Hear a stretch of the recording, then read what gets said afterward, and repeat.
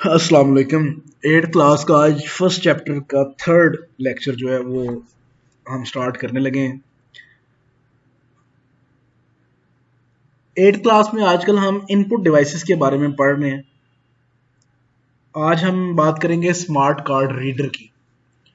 Smart card reader क्या चीज़ होता है? आपके पास मेमोरी कार्ड्स मौजूद होते हैं जिसके अंदर माइक्रो प्रोसेसर लगा हुआ होता है और वो आपका डाटा स्टोर करता है। उस डाटा को रीड करने के लिए कार्ड रीडर की जरूरत पड़ती है। अब उस कार्ड रीडर जो हम आम रूटीन में इस्तेमाल कर रहे होते हैं उसको हम बोलते हैं, उसका कंप्लीट नेम है smart card reader. Smart cards are basically of two types, memory cards and microprocessor cards. Microprocessor card भी होते हैं, ये प्रोसेसिंग के लिए एक्सटर्नल कार्ड्स होते हैं जो कि आप सिस्टम्स के अंदर लगाते हैं प्रोसेसर्स की पावर को डबल करने के लिए। Memory cards have only a memory chip. Memory cards के अंदर मेमोरी चिप मौजूद होती है सिर्फ। They allow only some predefined operations on the card, और ये वही काम कर सकते हैं जो कार्ड में पहले से बयान कर दिए गए। However, microprocessors cards allow for other operations also on the data in the card. अब माइक्रो प्रोसेसर क्या अलाउ इनको करता है, कौन से ऑपरेशन अलाउ करता है कि आप उस कार्ड के अंदर डाटा रख भी सकते हैं, डाटा को रीड भी कर सकते हैं, एक्सेस भी कर सकते हैं। The microprocessor cards has memory chips as well as microprocessor components. इसके अंदर मेमोरी चिप भी होती है और प्रोसेसर के जो कंपोनेंट्स होते हैं वो भी मौजूद होते हैं। प्रोसेसर के कंपोनेंट्स कौन से हैं? ALU एंड CU है। You can add, delete and manipulate the data on the card. आप डाटा को ऐड कर सकते हैं कार्ड के अंदर, कोई डाटा डिलीट कर सकते हैं और डाटा की तरतीब भी दे सकते हैं।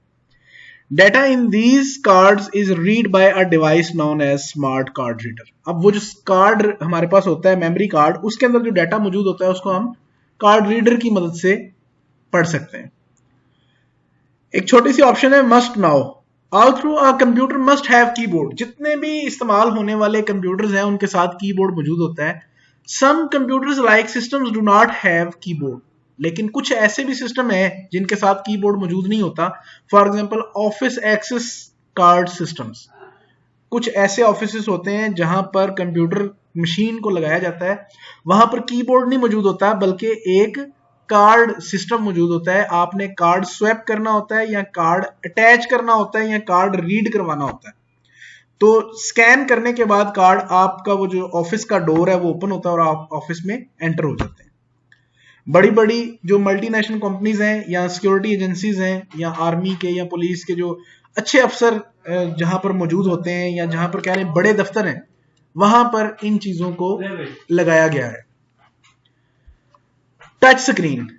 A touch screen facility allow the users to interact with computer system by merely touching various elements on the screen. Touch screen हमारे पास एक नया फीचर है इनपुट का, जिसकी मदद से हम डाटा को एक्सेस कर सकते हैं, कंप्यूटर को चला सकते हैं और ये कंप्यूटर की स्क्रीन के मुख्तलिफ एलिमेंट्स पर क्लिक करता है, यानी उसको टच करने से फंक्शंस परफॉर्म करता है। इसकी बेस्ट एग्जांपल आपका मोबाइल फोन है। The computer senses the elements being touched by using sensing lines that represent the horizontal as well as vertical components on the screen. अब आपके पास जो डाटा मौजूद होता है, कंप्यूटर उस चीज को सेंस करता है और उसके अंदर जो सेंसेस जो होती हैं, जो लाइंस की शक्ल में होती हैं, वो उनको समझता है और फिर उसके मुताबिक काम करता है। Now they are more prevalent with their use in ATM withdrawal both as well as mobile phone usages. जैसे आप कभी ATM पर जाएं पैसे निकलवाने के लिए तो वहां पर भी आपको टच स्क्रीन मिलती है। Microphone. A microphone is use to convert human speech into electrical signal. Microphone एक ऐसी डिवाइस है जो आपकी आवाज को इलेक्ट्रॉनिक सिग्नल्स में कन्वर्ट करता है कंप्यूटर के अंदर।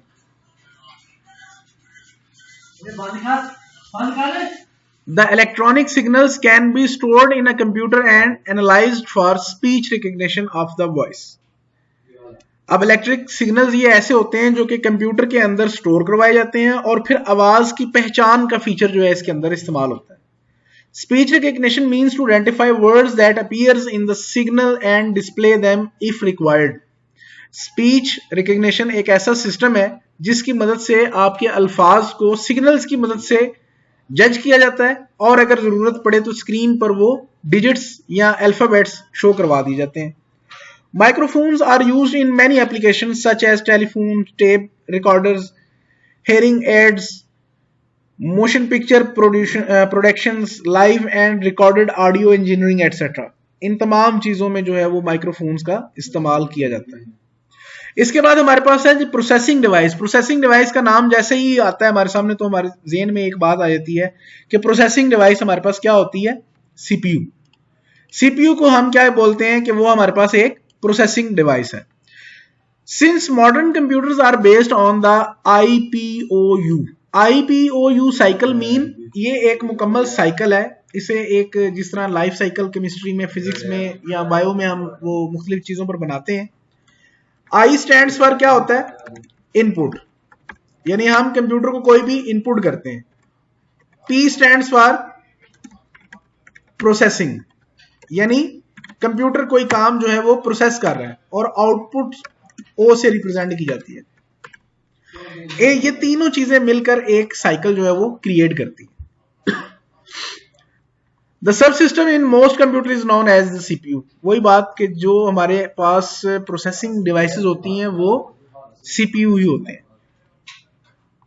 You already know that CPU acts as brain of computer. आप जानते हैं कि कंप्यूटर के अंदर जो सीपीयू होता है वो ब्रेन ऑफ कंप्यूटर कहलाता है। एंड देयर इज अ सब system inside the CPU that coordinates the actions of a computer. और इसके अंदर एक सब सिस्टम मौजूद होता है जो कि इसके साथ कोऑर्डिनेशन करता है। Out of the three systems of the CPU, CU, MU and ALU, MU is the memory unit. The MU is that memory part of a computer that the CPU.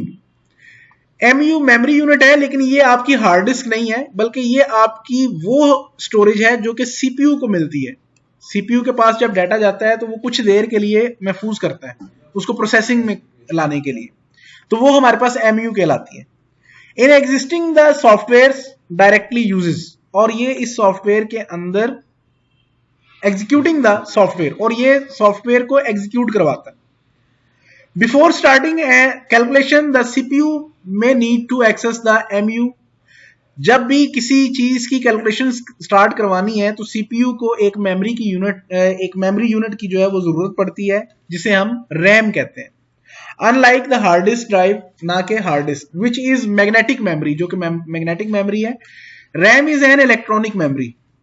RAM जो है वो electronic memory है। All through the RAM is responsibly faster memory to input और output data from. RAM जो है वो hard disk की निस्बत ज्यादा तेज मेमोरी है। The fastest memory resides inside the ALU, और ये एएलयू के अंदर मौजूद होती है। Just as to play around with data you must first remember it. जब कभी आपने डाटा के साथ काम करना होता है तो आपको सबसे पहले क्या होता है, डाटा की जरूरत होती है, डाटा को समझना होता है। So for adding two numbers using the ALU stands for arithmetic logic unit. Fast memory devices called registers are used inside the ALU। इस चीज को अब थोड़ा सा हम समझ लेते हैं। कंप्यूटर के अंदर जो पहली चीज हमारे पास मौजूद होती है वो क्या होती है, वो हमारे पास होती है जी रैम। रैम क्या काम करती है, रैम हमारे पास काम करती है जी डाटा को प्रोसेस करवाना, यानी डाटा, ऐसा डाटा प्रोसेस करवाना जो कीबोर्ड की मदद से अभी जस्ट हमने एंटर ही किया। रैम के बाद जो दूसरी चीज हमारे पास आ रही है वो क्या चीज है, वो हमारे पास है प्रोसेसर, जिसको आप सीपीयू बोलते हैं। अब होता क्या है कि डाटा जब रैम के अंदर भेजा जाता है, यानी कंप्यूटर से डाटा कीबोर्ड की मदद से एंटर करते हैं, तो रैम क्या करती है, रैम डाटा को सेंड कर देती है सीपीयू।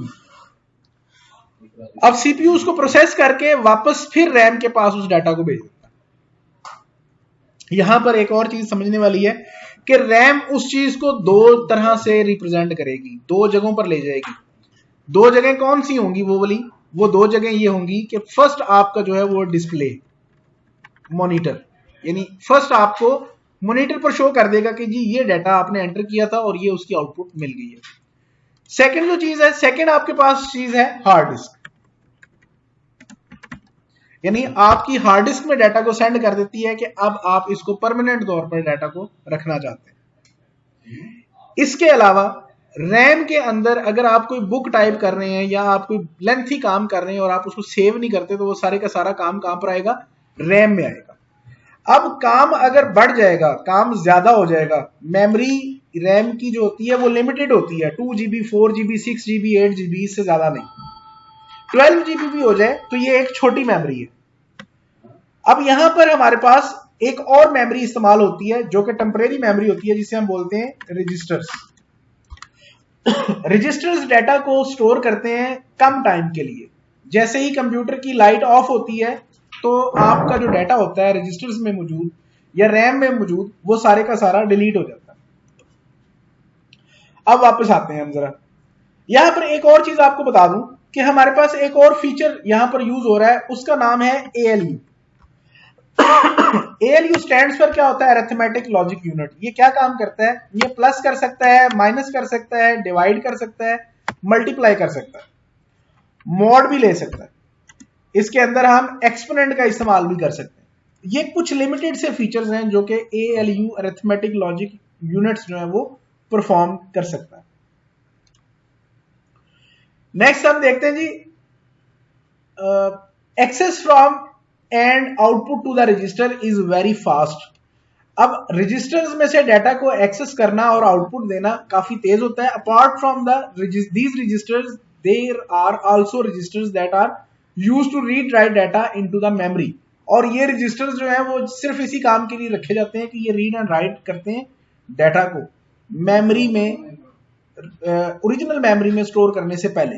ओरिजिनल मेमोरी आपकी कौन सी होगी? Hard disk drive.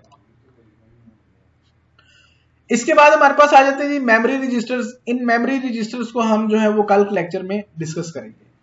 आज का आपका होमवर्क ये है कि आपने कीबोर्ड और इसके साथ आप कर लें टच स्क्रीन। ये दो जो टॉपिक हैं इन्हें आपने लिखना है और इसके अंदर से आपने दोनों में से, टच स्क्रीन में से 2 और इनपुट कीबोर्ड वाले जो ऑप्शंस हैं, जो पैराग्राफ है, उसमें से 2 MCQs बनाने हैं। टोटल 4 MCQs आपने बनाने हैं और टच स्क्रीन और इन जो कीबोर्ड है ये आपने अपनी कॉपी पर लिखना है और इसकी आपने स्नैप्स लेकर मुझे व्हाट्सएप करनी है। इस लेक्चर के हवाले से कोई क्वेश्चन हो तो आप मुझसे पूछ सकते हैं।